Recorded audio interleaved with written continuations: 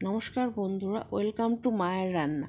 আজ আমি গাঠি কচু, আলু আর পটল দিয়ে একটা তরকারি করব, আর সেই রেসিপিটাই আমি আপনাদের সাথে শেয়ার করব।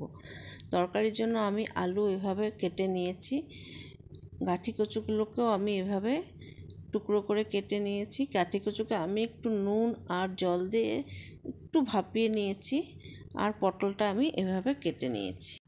এখানে আমি 2 টেবিল স্পুন সর্ষের তেল গরম করেছি, সাথে 2টো তেজপাতা ও হাফ চামচ জিরে ফোড়ন দিয়েছি।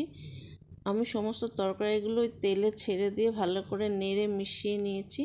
এই তরকারিটা এভাবে ঢাকা দিয়ে দিয়ে ভালো করে ভেজে নিতে হবে। কষানোর জন্য আমি এখানে জিরে, ধনে, হলুদ একটু গরম জলে ভিজিয়ে নেব। মশলাটা কষানো হয়ে গেছে, এবার আমি এখানে 1 কাপ জল দিয়ে ভালো করে নেড়ে আবার ঢাকা দিয়ে দেব। তরকারি মোটামুটি রেডি হয়ে গেছে। নামানোর আগে আমি হাফ চামচের মতো নুন দেব আর 1 চামচের মতো চিনি দেব। মিষ্টিটা আপনারা আপনাদের স্বাদ অনুসারে দেবেন। আর আমি 1 চামচ এখানে ঘি দেব, আর হাফ চামচের মতো গরম মশলা দিয়ে আমি এটাকে ভালো করে নেড়ে নামিয়ে নেব। এই রেসিপিটা যদি আপনাদের ভালো লেগে থাকে তাহলে আমার পেজকে প্লিজ লাইক, শেয়ার ও ফলো করবেন। ধন্যবাদ।